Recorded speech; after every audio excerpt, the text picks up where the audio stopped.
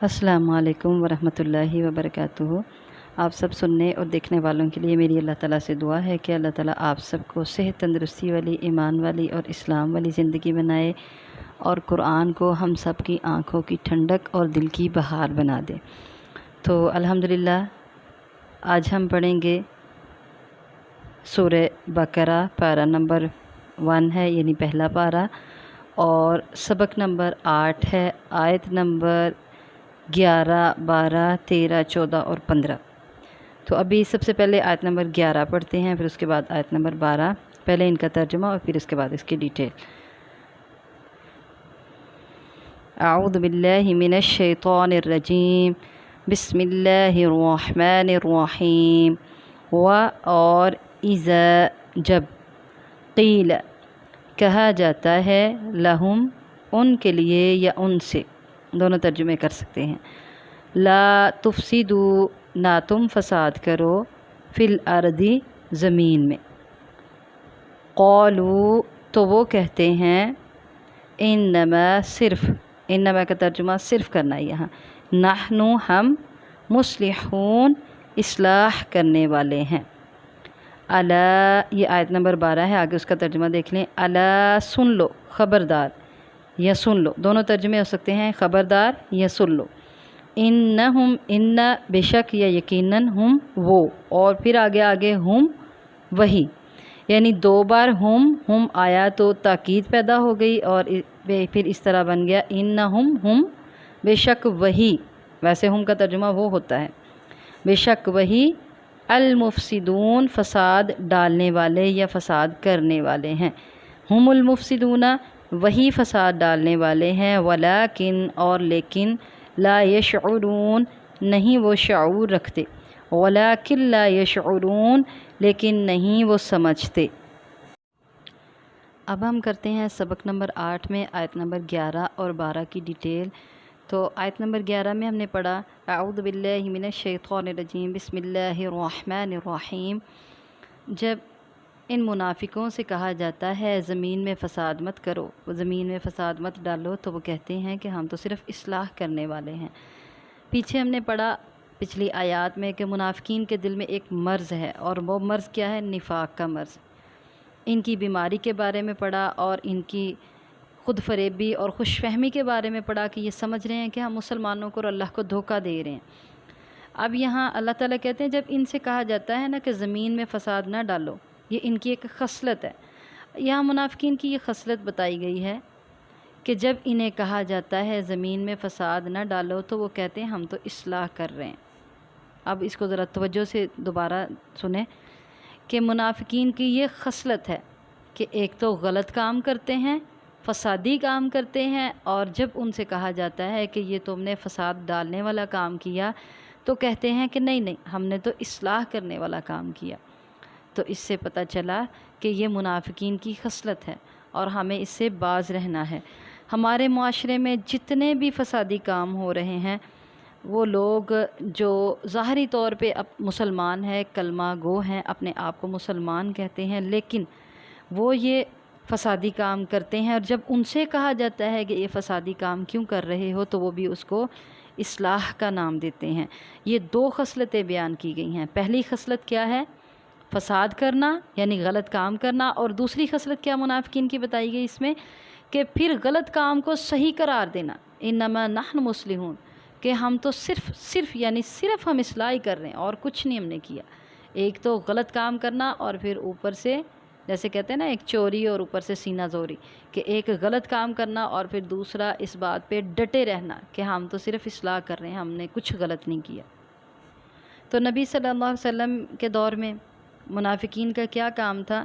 دل میں کفر رکھتے ہوئے کفار سے دوستی رکھتے، مسلمانوں کے راز انہیں بتاتے، اسلام کے عقائد و احکام پر اعتراض کرتے تھے، اور جب ان کو منع کیا جاتا اس بات سے، تو کہتے کہ ہم تو اس کے ساتھ اصلاح کر رہے ہیں، یعنی اس برے عمل کو وہ اصلاح کا نام دیتے تھے کہ کفار کے ساتھ دوستی، یا کفار کو تھوڑا بہت ان کے ساتھ بیٹھ جانا، اٹھ جانا، یا ان کو کچھ باتیں بتا دینا، اس کی وجہ سے ہم اصلاح اس کے ساتھ کرتے ہیں۔ کوئی بھی بہانہ بنا سکتا ہے انسان کہ اس کی وجہ سے ہم تھوڑے سے ان سے راز لے لیتے ہیں، ان کی باتیں سن لیتے ہیں کہ وہ مسلمانوں کے خلاف کوئی اسکیم تو نہیں بنا رہے، کوئی بھی ایسا بہانہ بنا کے تو یہ بات کہہ دینا کہ ہم تو اس سے صرف اصلاح کر رہے تھے تاکہ ہمیں ان کے راز پتہ چل جائیں، اور یا پھر ہم ان کے ساتھ بھی بیٹھیں، آپ کے ساتھ بھی بیٹھیں، تو پھر ان کو یہ پتہ چلے کہ یہ ہمارے ساتھ برے نہیں ہیں، تو اس کے ساتھ جو ہے نا اصلاح ہو جائے، صلح کا معاملہ بن جائے دونوں کے درمیان میں۔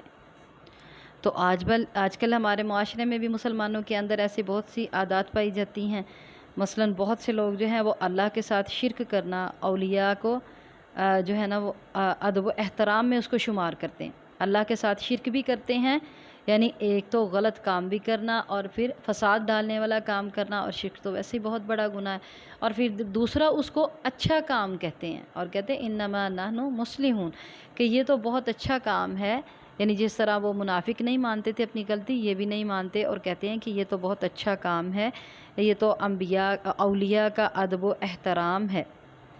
اور پھر اسی طرح بعض جو ہیں وہ بدعات کرنے والے ان بدعات کو قرب الہی کا ذریعہ بتاتے ہیں، وہ کہتے ہیں اللہ کا قرب حاصل کرنے کے لیے ہم یہ بدعت جو ہم نے جاری کی ہے نا، یہ اللہ کا قرب حاصل کرنے کے لیے کی ہیں۔ اور پھر اسی طرح کفار سے دوستیاں جو رکھتے ہیں، جیسے پہلے منافقین رکھتے تھے تو کہتے ہیں اسلام کے غلبے کے لیے۔ آج بھی ہمارے حکمران طبقہ، آج کل جیسے سیاست کا بہت شور مچا ہوا ہر طرف، تو یہ حکمران طبقہ، یہ سیاسی لوگ غیر مسلموں کے ساتھ، کفار کے ساتھ دوستی رکھتے ہیں، اور پھر اس کو کیا کہتے ہیں کہ یہ اصلاح کر رہے ہیں، غلبے کی وجہ سے، اسلام کے غلبے کی وجہ سے ہم یہ کر رہے ہیں تاکہ مسلمان غالب رہیں۔ اس سے مسلمان غالب نہیں ہوتے، جب ہم کفار کے سامنے نیچا کر دیتے ہیں اپنے آپ کو، ان کی طرف خود دوستی کا ہاتھ بڑھاتے ہیں اور وہ ہمارے ہاتھ کو کاٹنے کے لیے تیار ہوتے ہیں، اسی ہاتھ کو جو ہم ان کی طرف دوستی کے لیے بڑھا رہے ہوتے ہیں، تب تک جیسے نبی کریم صلی اللہ علیہ وسلم کے دور میں اللہ کے نبی صلی اللہ علیہ وسلم کو کہا گیا تھا نا کہ آپ کچھ ہماری مان لیں، کچھ ہم آپ کی مان لیں، آپ ہمارے بتوں کو برا بھلا کہنا چھوڑ دیں، ہم آپ کی بات سننے کو تیار ہیں، اگر آپ ان کو برا بھلا نہیں کہیں گے تو پھر ہم آپ کی بات سنیں گے، اور اگر آپ ان کو برا بھلا کہیں گے تو پھر ہم آپ کی بات نہیں سنیں گے، توحید کی بات نہیں سنیں گے۔ تو اللہ کے نبی صلی اللہ علیہ وسلم سے کہا جاتا تھا کہ کمپرومائز کریں، کچھ آپ ہماری سن لیں، کچھ ہم آپ کی سن لیتے ہیں، کچھ آپ ہمارے ساتھ کمپرومائز کریں، کچھ ہم آپ کے ساتھ کرتے ہیں۔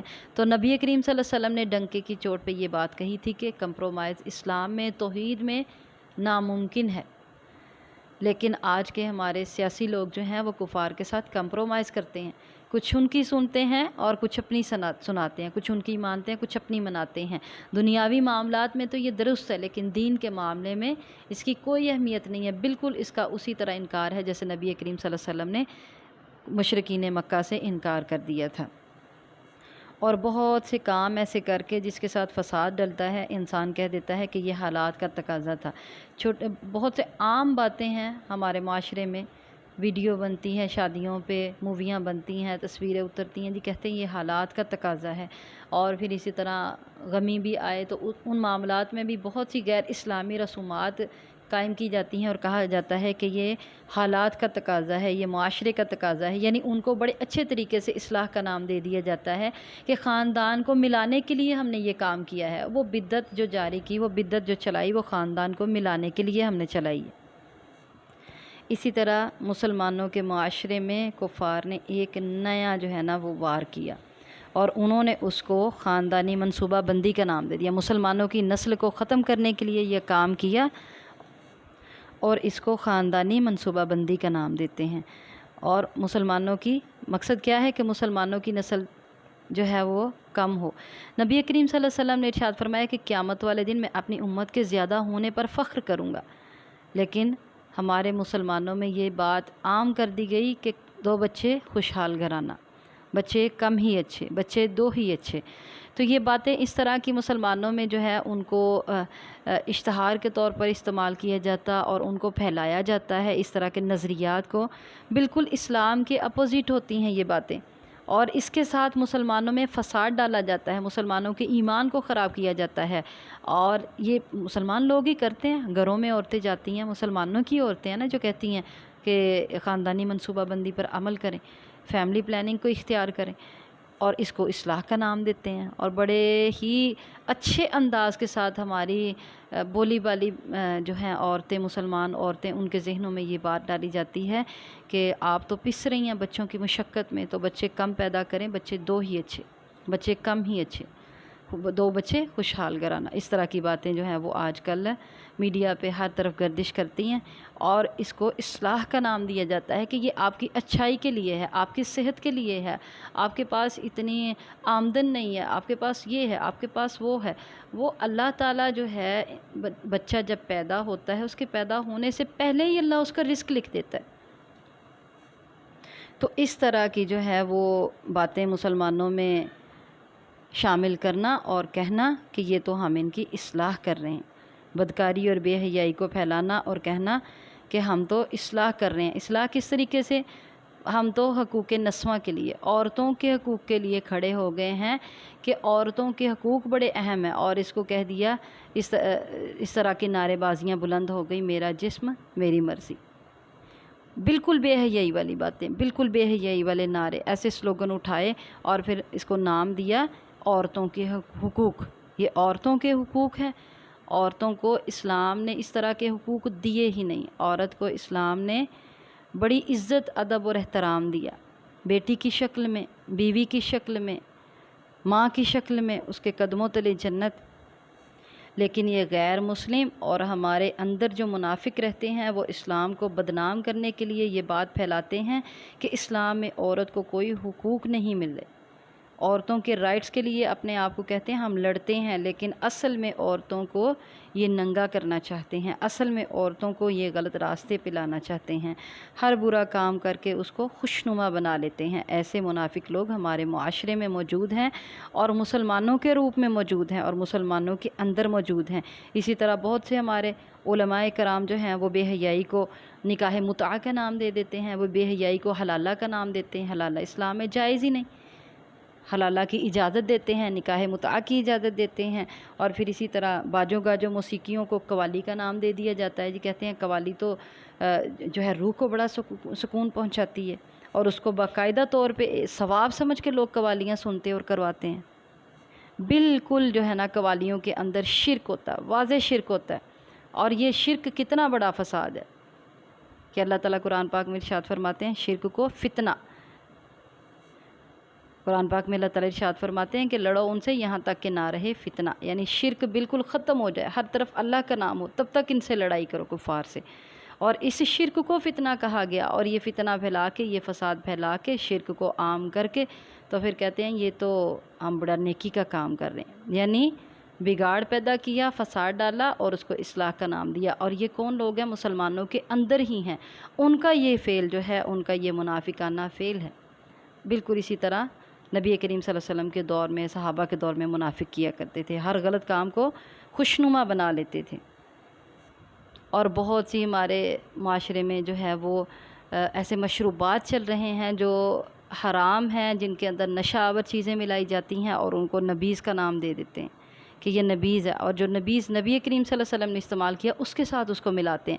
यानी एक तो नशा आवर चीज़ जो बिल्कुल हराम है उसका इस्तेमाल लोगों को करवाते हैं, फिर ऐसी मसनूआत तैयार करते हैं, ऐसी चीज़ें खाने पीने वाली तैयार की जाती हैं और फिर उसको नबीज़ का नाम दिया जाता है, जो कि नबी करीम सल्लल्लाहु अलैहि वसल्लम का पसंदीदा मशरूब था। यानी उसको एक सुन्नत बना दिया जाता है कि ये सुन्नत समझ के इसको पियो, सवाब ही सवाब है।